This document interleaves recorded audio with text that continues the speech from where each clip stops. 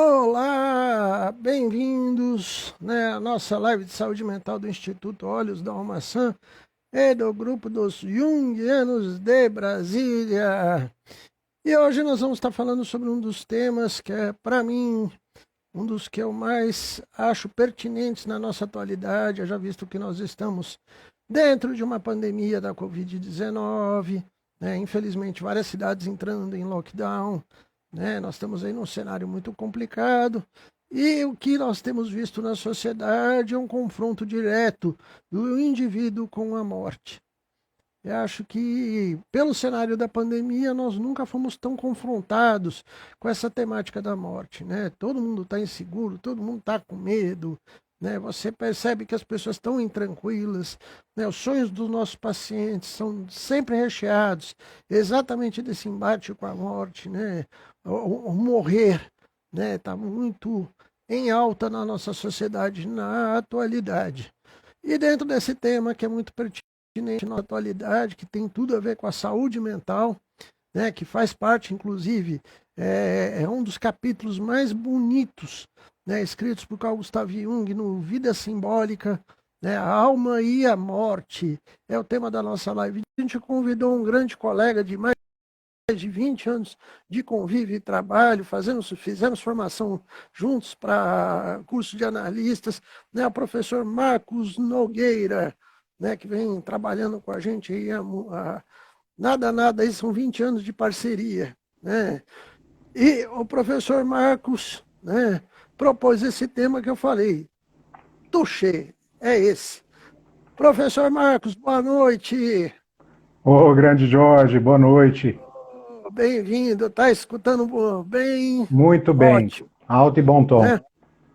Então, e aí eu estava falando que não, Vida Simbólica, que é um dos livros, o Jung devia estar muito apaixonado quando escreveu Vida Simbólica, né, Marcos? Ah, com Né? certeza. Paixão ali não faltava, né, É, Jorge?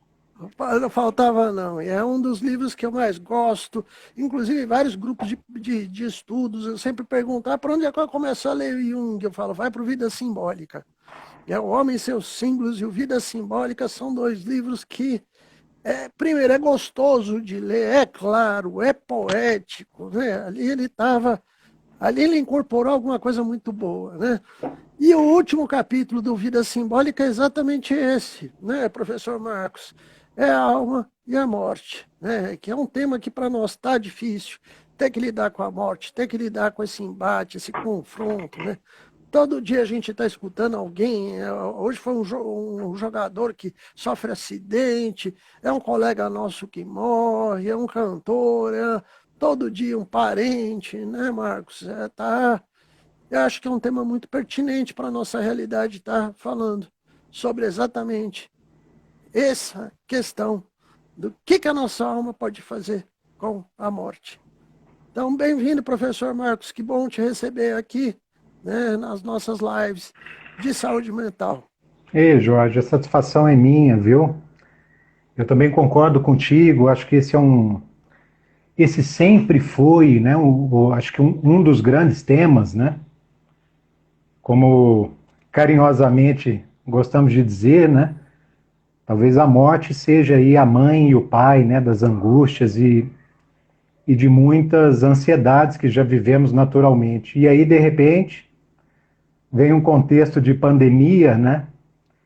E torna esse tema constelado de uma maneira assim tão selvagem nas nossas vidas, né, Jorge? É muito complicado, né? A gente vai vendo cidades inteiras entrando em colapso, o sistema de saúde travando, e de repente a gente começa a falar, cara, e aí, comigo, como é que vai ser isso, né? Exatamente. Mamãe, socorro, né? Mamãe, e quando for, quer dizer, se chegar e quando for a minha vez, como será, não é? Exatamente, professor. E é interessante que o Jung, que no texto, acho que baseado no texto que você propôs esse tema, que acho riquíssimo, o Jung ele traça ele de uma forma muito brilhante, falando desde os primórdios, como a gente lida com a morte, que parece que o tempo todo a nossa psique quer fugir exatamente disso, né? Eu acho que o nosso ego quer fugir, né? E a psique como um todo tenta nos colocar em contato com esse tema, né?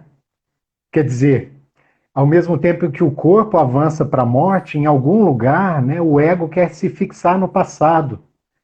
E começa realmente um sofrimento muito grande. Agora, a Aí nossa o cara ideia. vira, sim, aí o cara vira conservador, começa a achar que o AI-5 foi legal, né? Realmente começar a achar que o AI-5 foi legal é um problema grave, né, Jorge? Né? É Mas, complicado, né? A fixação no passado é muito até infantil, né, professor? sem dúvida, isso é uma coisa que o Jung trabalha tão bem, né, Jorge? A questão da regressão diante de alguns obstáculos, né? É lógico que a regressão é fundamental quando a coisa está difícil, porque a gente precisa dar uma recuadinha, mas muitas vezes é para pegar embalo, né? E bem diz Uhum. ele numa frase bacana, né? Nada mais perigoso do que padecermos de nostalgia. Olha que maravilha. Olha, eu vou colocar isso lá no Congresso Nacional, no frontispício, né? Quem sabe o pessoal acorda, né? Isso é maravilhoso. A psique volta ao passado, mas tendo em vista o futuro, né? Isso é muito bacana, né? Tem coisas lá no passado que a gente precisa realmente resolver. E tudo isso que não é resolvido é um grande sumidouro de energia, né, Jorge? Exatamente, professor. E como é que você está vendo no consultório, em termos gerais, né? As pessoas estão muito agoniadas, né, hoje em dia com essa temática da morte, né? E ao mesmo tempo tem uma galera falando, não tô nem aí, né? Tá preocupado em fazer tatuagens em locais escusos, né? Tem tanto, sabe? Pois Chega a ser é. até engraçado. Você fala, meu Deus, né? Como é que de um lado tem tanta gente tão pirada, morrendo de medo, e do outro lado tem tanta gente fingindo que não tá nem aí, preocupado só com a tatuagem naquele lugar, né? Essa tatuagem naquele lugar é um tema muito interessante. Você descobriu a frase que foi escrita? É, o que foi frase, foi desenho, nós estamos fazendo uma enquete, né? Foi uma frase em formato circular escrita assim: I love you. Mas Com a linguinha do, com a linguinha do The Rolling Stones para fora, né? é uma tatu 3D. Mas vamos lá, você falou de duas alas radicais aí, né? As pessoas que estão crispadas pelo medo e aquelas que não estão, digamos assim, nem aí, ou no nível bem superficial, no nível do ego, parecem não estar nem aí. É claro que depois que a noite cai, não é, Jorge? Que a novela das 8 termina e o sujeito põe a cabeça no travesseiro, a gente não sabe o que acontece. Mas eu imagino que a conta chegue, né? Então, pensando nesses dois aspectos, eu acho que nós estamos aqui buscando uma tarefa antiga, né? Que aquele psicólogo indiano de uns 2.500 anos atrás já nos disse que é buscar o meio termo, ou a justa medida entre esses opostos. Então, o que eu vejo no consultório é um desamparo muito grande, não só no consultório, né? Quando eu me olho no espelho, eu também sinto coisas assim. Um desamparo muito grande e o que é muito difícil, uma situação que parece demorar a passar, né? Uma solução difícil, né? Pensando em termos de pandemia, né? A morte é sempre esse problema que a gente precisa lidar. Mais do que um problema, né? Vamos pensar numa grande questão, né? E uma coisa que eu gostaria de trazer, um conteúdo que me toca muito, que o Jung trabalha muito bem, é como o ego vai lidar com essa questão da finitude. Como é que o ego do sujeito moderno, marcado pelo iluminismo, vai olhar para a morte? E uma outra questão, entendendo que a morte não é um acidente, mas é a meta da vida. Né? A meta É, não é o cume, mas é o vale. Isso é demais, né, Jorge? é muito bonito isso, né? Até isso inspirou nosso querido James Hillman, né? O Picos e Vales, né? A Exatamente. ideia analítica que vem muito forte, né? E é interessante, porque de uma certa forma eu vejo que esse inevitável é exatamente porque as pessoas não estão querendo pensar nisso, né? Então, bora pra balada, se morrer, morreu, até a hora que a coisa bate, né? Falou, é sério. É, E aí, exatamente. né? Porque a gente percebe, por exemplo, dentro desse cenário da pandemia, muita gente negando, né?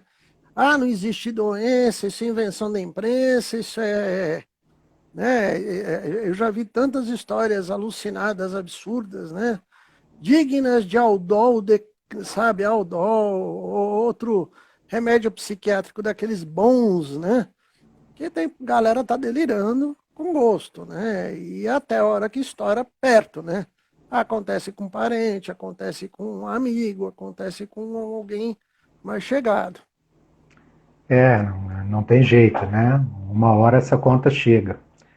Eu acho que a morte, né, a presença da morte está aí diariamente como pano de fundo de muitos transtornos, né? Eu penso que ela está relacionada em muitos casos de depressão, na ansiedade, né? E aqui eu estou falando na morte e no que ela traz, talvez, de um desdobramento que eu vejo que é muito dolorido para a gente lidar, que é a nossa impotência, a falta de controle diante de muitas dessas variáveis, né, Jorge? É algo que por si só já colabora para o nosso eu ficar mais pianinho diante da vida. Mas aqui você está falando de um grande problema da nossa pós-modernidade, onde a gente tem uma cultura coach, né, onde todo mundo é um case de sucesso, né? A gente, na nossa loucura coletiva de todo mundo é líder, né? A gente está falando que de repente a gente não controla porcaria nenhuma da vida, né? Nós somos sujeitos ao destino. E aí o materialismo, como é que faz com isso, professor? Que de repente o cara tem que falar que não dá conta de nada. E aí? Exatamente, essa é a grande questão e é onde que eu vejo que a ciência, né, sobretudo a ciência psicológica e as religiões, né, com seu espiritualismo, podem nos ajudar. O próprio Jung disse para Aniela Jafé, né, no fim da vida, acho que em 57, que dedicou a sua vida para entender a questão deste mundo e do mundo do além, e do além-mundo. Ele escreveu isso já bem próximo da morte, né? Talvez se ele tivesse falado isso mais jovem, ele teria dito: a minha preocupação é estudar a nossa relação egóica com o mundo do inconsciente. Mas o velho Jung, o senhor, preferiu usar a expressão a relação do ego com o mundo do além, que talvez inclua aí mais coisas do que o próprio inconsciente, não é? E o próprio Jung dizia que o sujeito, sem entrar em contato com a ideia da imortalidade, seria mais difícil para ele se organizar de forma ética no mundo. Então ele procurava incentivar, principalmente nos seus clientes, pacientes mais idosos, a ideia da imortalidade ou da continuidade da alma, né? Da vida da psique.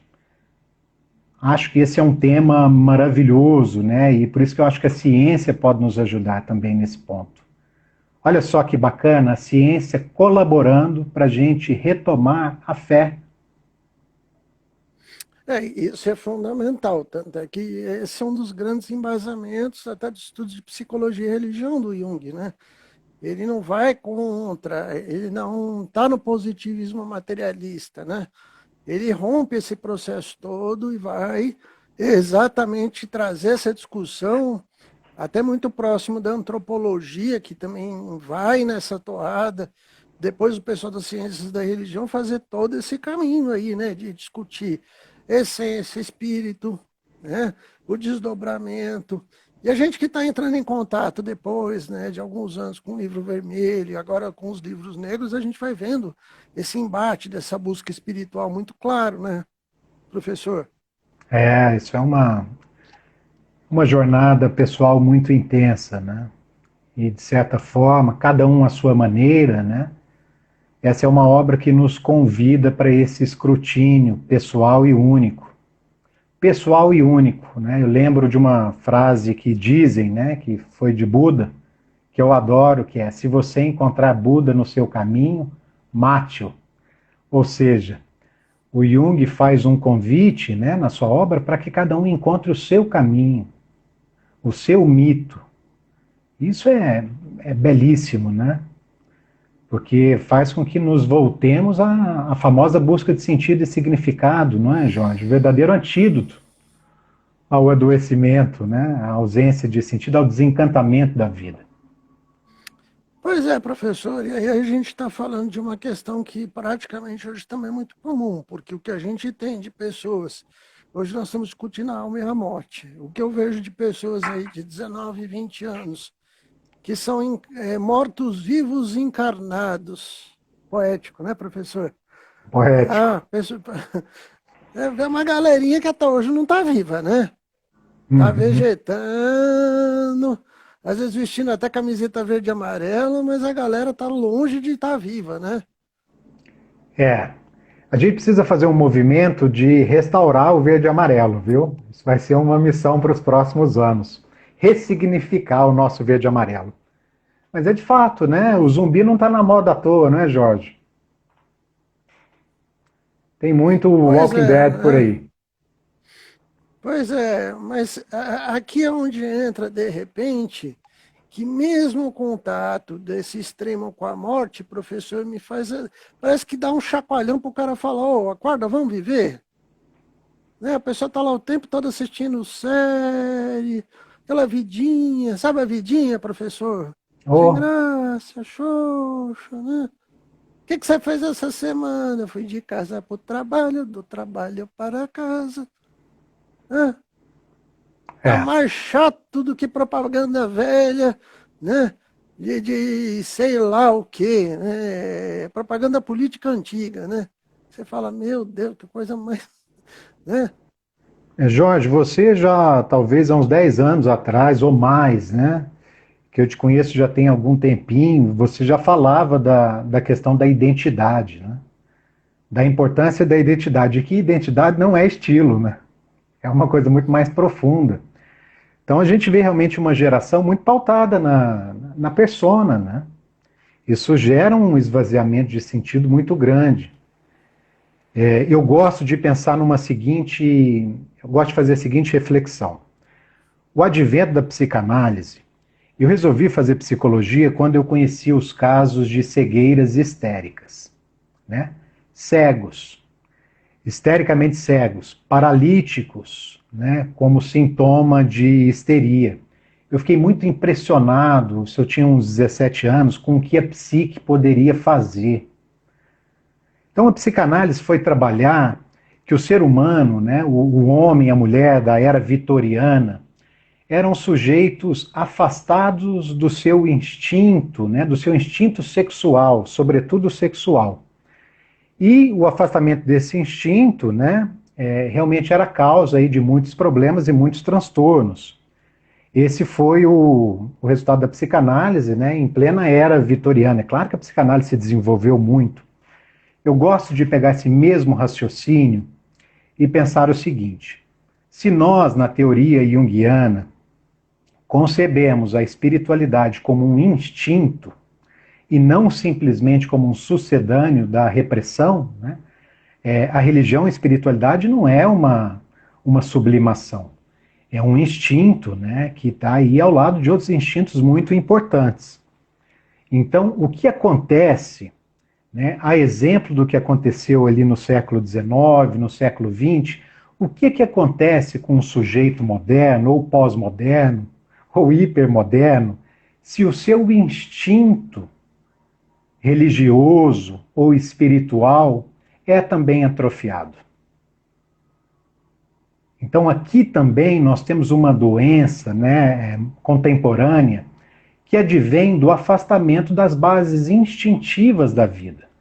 Porque as grandes religiões, né, e vou pensar aqui agora, sobretudo no cristianismo e no budismo, entendem a morte como a meta da vida e um coroamento de uma jornada. E nós abrimos mão, de certa forma, né? Não nós, né? Eu acho que o nosso tempo é caracterizado por ruir, um ruir da religião, um ruir da força do Estado, o que aumenta muito mais a nossa responsabilidade e o nosso desamparo.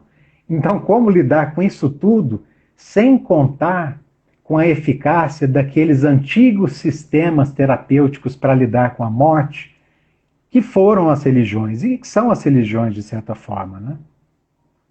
Para onde Mas é correr? interessante, exatamente. De repente você quer correr, e aí você cai nessa questão que está hoje presente em todas as religiões.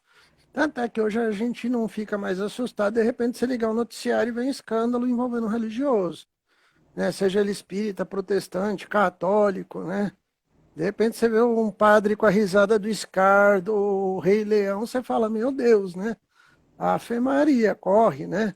E por gentileza, eu não quero falar mal da religião de ninguém, né? Estou constatando um fato que infelizmente está acontecendo na sociedade, né? A gente está vendo, né, a quantidade de líderes religiosos envolvidos em escândalos ou propondo absurdos na sociedade é uma coisa que é todo dia, né? Quase.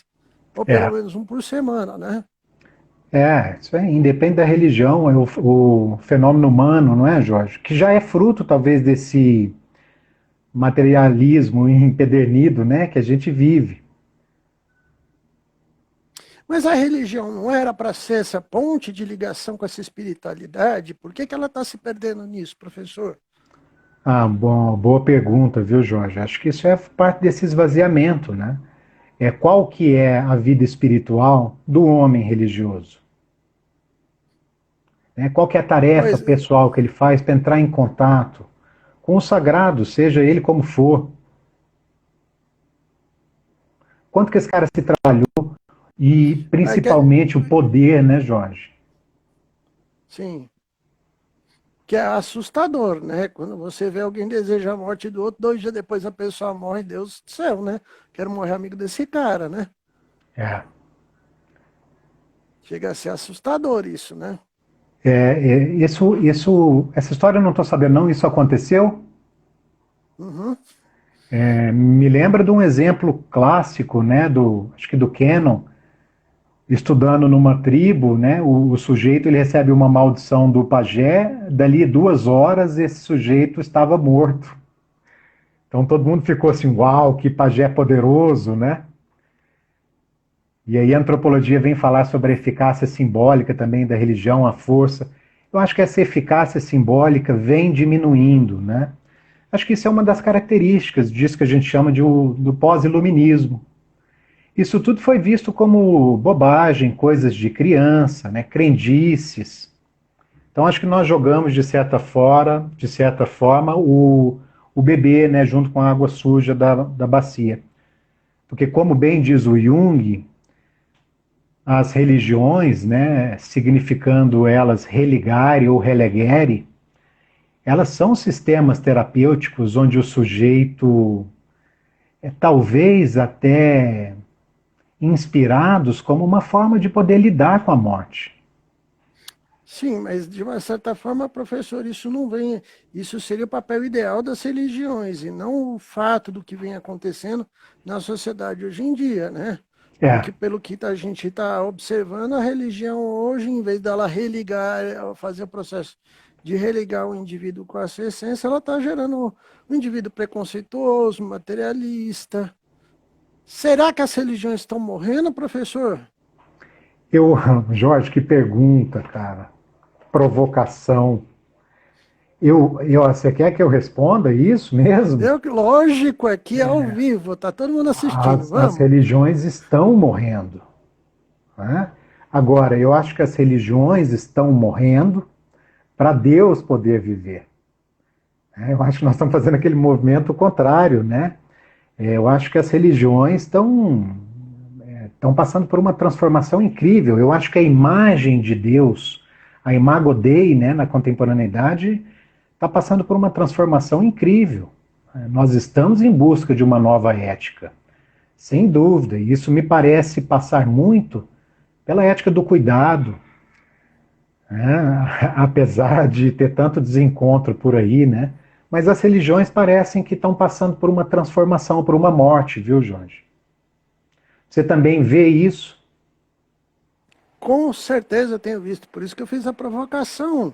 Né? A gente tem visto dentro, mesmo igrejas tradicionais como a Igreja Católica, olha aí o Papa Francisco, né? O tanto de mudanças, né? Você usa uma palavra que eu tenho, e aqui entra um questionamento, né?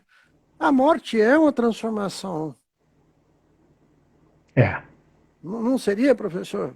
Nossa, eu acho que nascimento e morte são momentos cruciais da vida. Às vezes eu faço a fantasia que nascer pode ser até mais difícil que morrer. Então, diante desse quadro, né, que parece que não tem para onde a gente correr, as religiões estão passando realmente por uma crise muito grande, né, isso aí faz com que surjam na nossa sociedade muitos falsos profetas, vamos dizer assim, não é? Muitos salvadores aí em cada esquina, mas ninguém salva ninguém de nada. E aí, eu pelo menos me volto um pouco para a psicologia e para a ciência, Jorge, para os fenômenos parapsicológicos, para os fenômenos anômalos e para isso tudo que a psicologia vem juntando de dados para que a gente possa falar em pleno 2021 de uma psicologia que constrói uma epistemologia para se poder falar sobre a psique ou a continuidade da psique independente do corpo. Acho, sabe uma frase do Jung que me toca profundamente, milhares, né? Ele é realmente genial, né, na maneira de escrever, mas eu adoro isso, é uma frase simples, mas é revolucionária. Isso está num volume, né, a gente tem os nossos volumes preferidos, né, que é o volume 8. A psique não é um epifenômeno do cérebro. A psique não é uma secreção do cérebro, né? Como a bilis é uma secreção do fígado. O que ele quer dizer com essa pequena frase revolucionária, né, no meio de um texto? Olha só. Então, a partir disso, né, e das experiências paranormais que estão catalogadas aí, eu acho que nós temos muitos dados para poder trabalhar. Isso é uma coisa que eu acho que contribui para a saúde mental, viu, Jorge? Que é a ampliação da nossa cosmovisão. O que vai acontecer quando não as religiões apenas, mas também a ciência começar a falar que existem outras dimensões, outros planos, né? E que o materialismo talvez seja um preconceito, né? Também muito grande, né? É, prova, né? Prova que só a matéria existe, né? Nós temos 1000 experiências que comprovam. Aliás, eu gosto de fazer isso no consultório. Saber quem já passou por alguma experiência anômala. O próprio Jung, né, junto com a Aniela Jafé, se não me engano, né, mas é um livro, até tem esse livro, ele infelizmente não foi traduzido, que é uma enquete que eles fizeram de pessoas que tiveram experiências, né, paranormais e assim. E o Jung ficou impressionado, ele já estava muito velho, né, ele não pôde trabalhar com esses dados e passou adiante. Mas houve uma verdadeira enxurrada de pessoas na Suíça contando as suas experiências paranormais. Sim, e são situações que a gente vê muito que, independente de credo, né, de religião, todo mundo tem uma história esquisita, né? Todo mundo tem né? Eu já tive fatos em consultórios surpreendentes, né? A paciente queixando, teve um sonho, que ela sonhou com um negócio na garganta, meu gato pulando na garganta dela e começa a mexer com a garganta dela. Na hora que ela está contando, acabou de contar o sonho, aí ele fala, ou eu tô doido, a paciente tá doida, ou o gato tá doido, né? Né? Tem coisas que a gente fala, pera, explica, né? Como? Exato, Né? Por quê? E são surpreendentes, às vezes pequenos fatos, né? Não precisa ser uma grande coisa, né? A gente exato. precisa ver um anjo, né? A gente precisa ver um anjo para poder falar que a coisa está acontecendo. Às vezes Não, é um gato, é uma formiga, é uma mariposa que entra, né? Exatamente, grandes sincronicidades, né? Assim, muitas sincronicidades são sincronicidades banais, mas que acho que podem ir aos poucos rompendo, né, a couraça cartesiana. Então, acho que isso tem um valor Sim. incrível. E você falou uma questão interessante, professor, porque a física, a nossa física pós-moderna, ela já fala de várias dimensões tem muito tempo, né? Dobras espaciais, mundos paralelos, isso são conceitos científicos bem explorados na atualidade, né? São.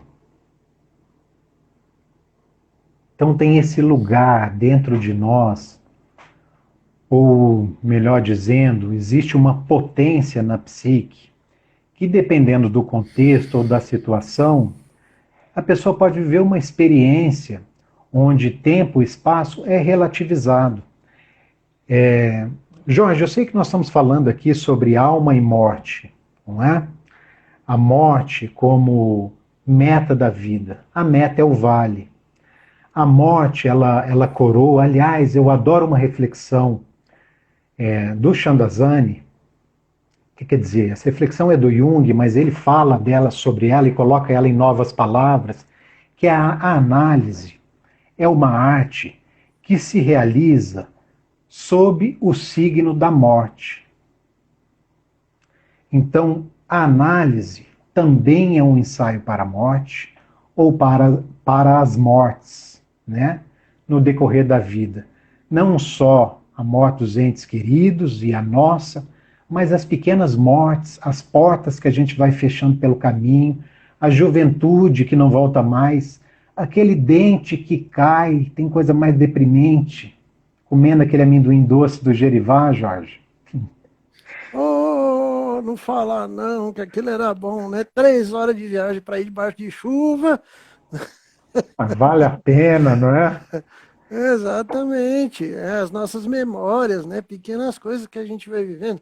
O professor Marcos está fazendo alusão que a gente fazia formação em Brasília, saia de Goiânia, 200 quilômetros, 300 quilômetros no final de semana, para ir, para voltar, e a gente fazia aquela pausa no meio da estrada, né? Para poder tomar um suquinho, né? Aliviar as necessidades. Como é que amendoinzinho doce, aquele era bom, né, professor? Ô, delícia. Sabe? Saudade, E, saudade disso.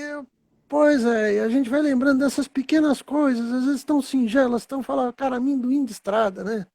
Você fala, cara, que porcaria, né? Isso aqui vende aqui no mercado aqui de casa, mas não é o fato do amendoim, é a representação que ele traz, né? Exato. É a memória É, afetiva sobre toda a circunstância que vem junto, né, professor?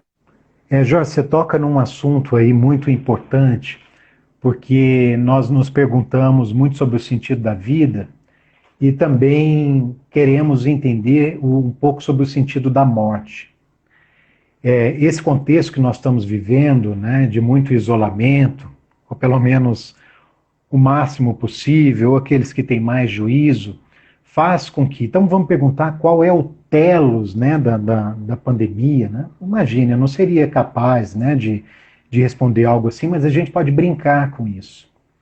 Sem dúvida, isso faz com que as pequenas coisas, ou coisas que a gente considerava tão banais, né, assumam uma outra grandeza dentro de nós. Parece que a gente tem que viver a morte para poder valorizar a vida, é isso? Ah, que pena, né? Eu queria que não for, eu não queria que fosse assim, Jorge, mas parece que é assim. Ou seja, o cara só descobre que gosta da mulher quando ele canta Tim Maia, né? Ela partiu, aquela coisa toda, e nunca mais voltou. Aí Isso fala não é uma assim, verdade? cara, pois é, e não pode gostar dela sem ela partir, não? Exato. É a dificuldade de viver o presente, talvez, né, João? De reconhecer aí a dádiva do tempo. Então, eu acho que olhar a pandemia e tentar ver um significado nisso também vai fazer diferença entre a sanidade e a loucura. Né? Nós estamos com muito medo, eu tenho muito medo. Pessoas que passaram pelo Covid, né? Algumas pessoas estão desenvolvendo. Não estou falando das sequelas que nós estamos percebendo aí, né? Mas estou falando de transtornos do tipo do estresse pós-traumático, por exemplo. tem visto pessoas com uma verdadeira paura da recontaminação, né, porque sofreram muito, porque sentiram na pele. Algumas dessas pessoas eu vejo que ficaram mais macias depois dessa experiência. Eram pessoas assim, às vezes meio muito fortes, né, assim, com um ego muito forte, né, no sentido mais da rigidez, né, e viveram uma experiência muito difícil, né, sem dúvida. E por que que a gente só valoriza o andar depois que a gente cai o buraco, professor? Sabe, Ah, eu faço esse questionamento, né? Por que que tem que esperar passar por isso para falar, poxa, vou me cuidar, vou ter amor próprio, não vou me expor tanto? talvez você tenha dito aí alguma coisa, isso passa pelo desamor. Por que que a gente conserta a ponte só quando a ponte cai, não é? Por que que eu espero o meu inconsciente ficar tão acionado e invadir o meu ego para eu começar a olhar as coisas, os sinais, né, que a psique vai dando? Acho que é uma característica muito humana. Nós estamos sendo chamados por esse contexto a desenvolvermos a nossa capacidade de sermos jardineiros e jardineiras do mundo, né? E eu quero imaginar, e aqui eu não abro mão do meu otimismo, né? Porque acho que a gente tem que acreditar nas utopias, né? Ou usando também uma frase do Jung muito boa, ele diz: o ideal é uma ideia. Ela funciona como um indicador de caminho. Então, o que eu quero dizer? Eu quero crer que esse trauma coletivo, né, eu vejo os meus filhos sofrendo, eu sofrendo, as pessoas à minha volta. Eu quero imaginar que esse trauma coletivo pode gerar políticas públicas incríveis na maneira de se lidar com o planeta, com a desigualdade social, na maneira que a gente vai se olhar. Sob risco de parecer poliana, eu quero continuar, não é? Eu sei que quando a gente ouve os amigos da filosofia, eles são assim, a pandemia não vai melhorar o ser humano. Nós já passamos por outras pandemias antes, né? Mas eu acredito que nós podemos tirar muitas coisas interessantes daqui, viu? Eu vou discordar dos meus amigos da filosofia, porque a gente vê que o avanço tecnológico que a humanidade teve pós-Segunda Guerra Mundial, as crises geram muito desenvolvimento, né? Espero que agora também seja um pouco de desenvolvimento da humanidade, né? Não só tecnológico. Porque se fosse pensar assim, a tendência do planeta era evoluir, não evoluir, né, professor? Claro, eu concordo contigo. Concordo contigo. Eu tenho ido em alguns médicos nesse momento, eu tenho escutado demais sobre os grandes avanços que nós já estamos vivendo, porque muitas Uhum. cabeças se uniram para poder pensar numa solução, não é, Jorge? Isso é incrível. Professor, a tal ponto que em menos de um ano fizeram uma vacina que gasta 4, 5 anos para fazer, né? É, Tudo bem que a gente tem uma indústria farmacêutica aí que é trilionária, é a segunda mais rica do planeta Terra, mas você vê que quando o pessoal quer fazer, junta e faz, né? Eu nunca vi tantos laboratórios do planeta Terra, todos cientistas, uma colaboração que aí uniu todas as raças. isso Coisa realmente foi incrível. fantástica, né? A gente falando, cara, de repente você tem numa sala de pesquisadores chinês, russo, alemão, né, americano, todo mundo trabalhando. Ó, o código está aqui, aqui, né? Quem lê revista científica, você fala, cara, que coisa mais maravilhosa é isso, né? Uma colaboração global, né? Japão, Coreia, Coreia do Sul, todo mundo trabalhando aí. Você fala, cara, não teve divisão política? Não. Não teve esquerda e direita? Não. Teve indústria farmacêutica agindo. Né? Isso é fantástico, né? E isso tudo mobilizado pelo nosso tema, que é a morte, né? Parece que bateu até lá em cima, né, professor? Claro, é isso que Platão maravilhosamente diz. Vou citar um texto aqui que eu verdadeiramente amo, viu, Jorge? Que é o Fédon, sobre a imortalidade da alma, que é o célebre texto, né, que Sócrates bebe a cicuta e faz a sua reflexão incrível sobre a possibilidade da continuidade da alma. Ali ele diz que a filosofia é um filosofar para a morte. Chandazani está parafraseando Platão, né, a falar que a análise, né, trabalha sobre a égide da morte. Mas não é só isso, não. A arte trabalha. Talvez, se não houvesse esse fenômeno nos esperando, não tivéssemos tantos movimentos na vida, né? Então vamos imaginar que a morte é necessária, Sim. gerar essa comoção e esse movimento todo. Pois é, e até tinha aquele movimento dos poetas da Boa Morte, assim, da Boa Morte, né? Como é que era? Eu estou lembrando do Carpe Diem, né? Ah, Do sim. Sociedade dos Poetas Mortos, Aquilo era muito né? lindo, né? Pois é, professor. Aquilo é reverenciar os nossos ancestrais e as pessoas que passaram pelas mesmas dificuldades que nós passamos. E olhar a produção deles, eu acho a Sociedade dos Poetas Mortos incríveis. Aliás, esse é um tema, está dentro do nosso tema, né? A ancestralidade, honrar os mortos, a relação dos mortos com os vivos. Eu estou falando aqui de um ponto de vista muito simbólico, tá? Mas também literal, né? Dos mortos mesmo com os vivos, né? Mas estou pensando aqui em termos psicológicos, né? Professor, isso me traz uma questão. Que horas são, por gentileza? Hoje eu não estou conseguindo controlar nosso tempo 9 e e a 15. nossa live. Ok, a gente tem mais 10 minutinhos, né? Para a gente poder estar falando aqui, né? Mas, de repente, a gente vai estudar mitologia. Será que o Hades pode ser também divertido, professor? Ou O será que tem que Hades, ser sempre pesado? Jorge, boa pergunta. O que você quer dizer com isso? Se o Hades pode ser divertido? Se o submundo, se a morte, se o plano espiritual? É porque a gente sempre vê, quando a gente fala de morte, é sempre um tema pesado, denso, né? Duro, difícil, né? Jorge, eu acho que sim. Eu acho que pode ser divertido. Eu tenho feito um estudo. Deixa eu só comentar uma coisa que eu acho incrível. Uma das histórias mais antigas que nós temos conhecimento é a saga de Gilgamesh, né? É uma história incrível, extremamente moderna, né? Realmente a Babilônia devia ser um lugar muito interessante. O que o Gilgamesh tenta fazer? O Gilgamesh tenta enganar a morte.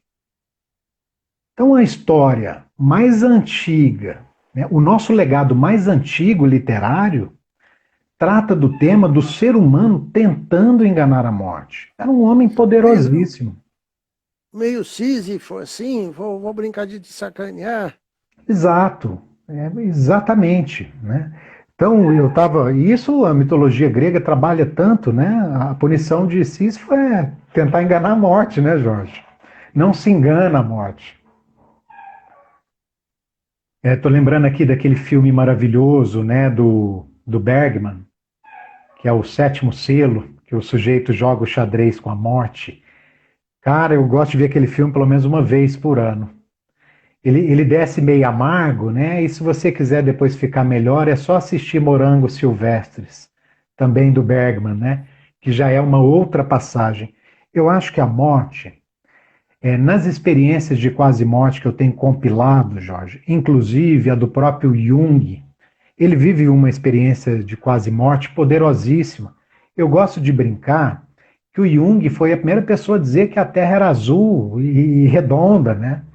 Porque ele tem uma experiência de ascensão, né, na sua experiência de quase morte, de ver a Terra por cima. Mas, enfim, o que eu quero dizer é que na compilação desses dados, as pessoas que vivem uma experiência de quase morte, na sua grande maioria, elas não querem voltar.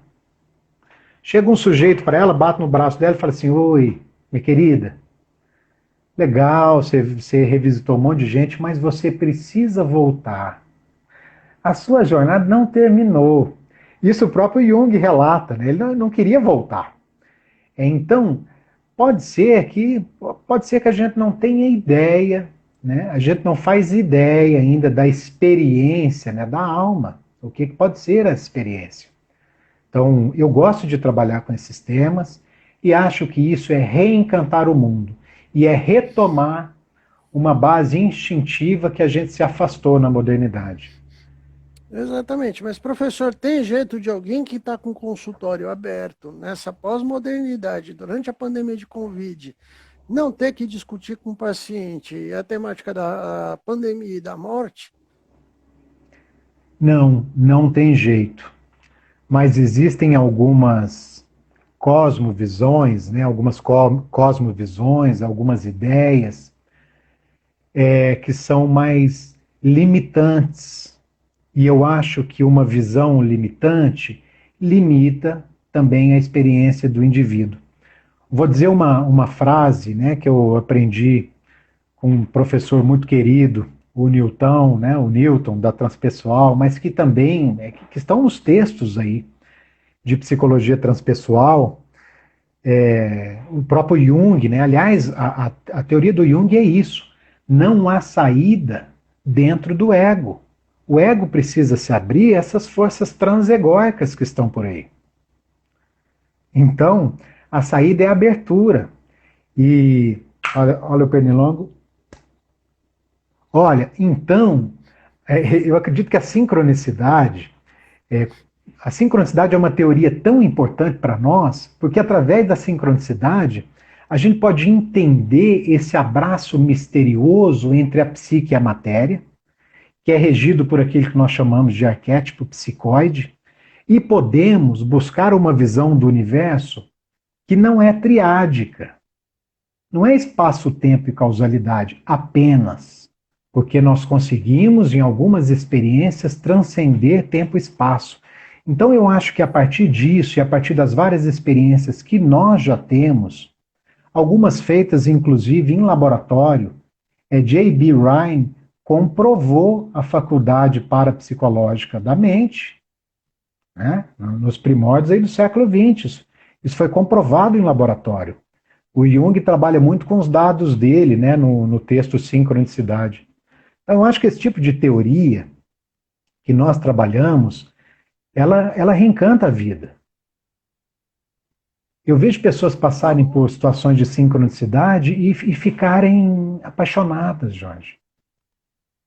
Não, é fantástico, né? Só quando a gente vai vivendo essas questões mais profundas, mas até já deixo isso até para quem está assistindo, para tanto você tem que se abrir para essas experiências, né?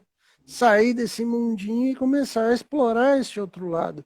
Na verdade, professor, o que a gente está falando são temas que são desdobramentos de ideias que todos nós temos que ter a cabeça de cientista, de pesquisador, de falar, vou além.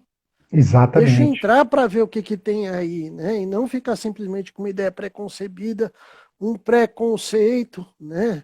Aí Exatamente. falar, não, isso não é ciência, né?